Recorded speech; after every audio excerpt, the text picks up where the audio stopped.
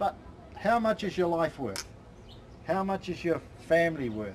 How much is your peace of mind worth? Absolutely. How much is your goods inside your house? That's how good it looks. But when I first arrived at your property, I didn't even notice. You didn't even see it? I didn't even see it. That's exactly right. So that does everything you need it to do. Where is the actual power coming from? How are you getting the power through that cable? So the power comes from my bodega, where the power source is. It runs along a wire on the back fence. Yep. And then there's 2 wires on the back fence and along there. One here because I've got these to keep people out. Now, people will look at this and they think, oh, that's not so bad. So they'll climb up here, I'll touch that, boom, they'll fall off. And what about the cost involved in sending the current across this 24/7? Is it a big cost? Well, it's like running a 9-watt light bulb. It's on boundaries of your property, which you've successfully done. Paul, why did you do it? Why did you start to do something like this in what looks such an ideal location? Well, John, we were unfortunately burgled. Somebody got into our house during the night. I think what we'll do is pretend that we're putting an electric fence between these 2 posts. So,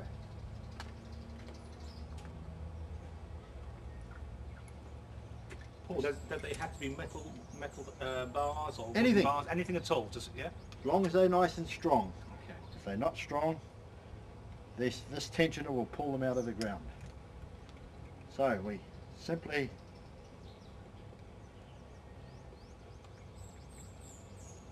it's always best to go the other direction, but then and we attach this end.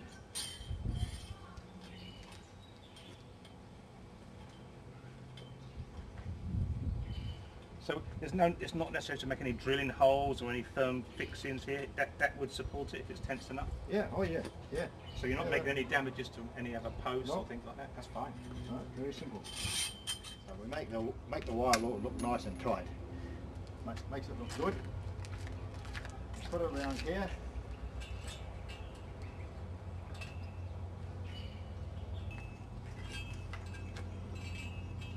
Tighten the wire under there. We make this, always make it look neat. Make it look like it's supposed to be there. Cut off the spare end. So now we've got that, the insulator attached to the pole. The fresh current wire will be onto here, bring it up to this point.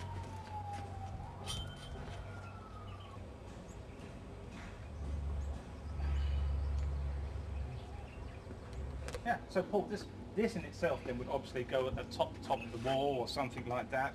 On an extension pole on top of your hollow block wall, or you could have a metal standard every 3 meters and connect to one end up to 90 meters away.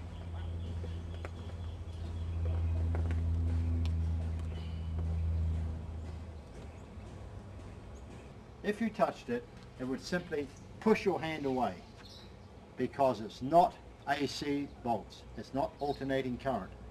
An alternating current makes the muscles of your hands contract, and so you take a grip on a wire.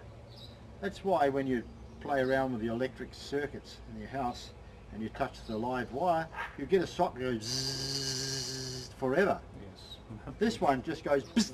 But a lot of expats do live in some remote areas in the Philippines, so for peace of mind, to protect your family, this is an ideal solution, an ideal deterrent in fact. Exactly. Now when you live in isolated areas, people say, but I haven't got electricity. Or alternatively, we have lots of brownouts. So you don't buy a purely mains powered energizer, you buy a battery powered, or both. Or you buy one that is purely battery, which you recharge the battery continuously through the mains, and when the power does go off, the battery supplies the power to the unit.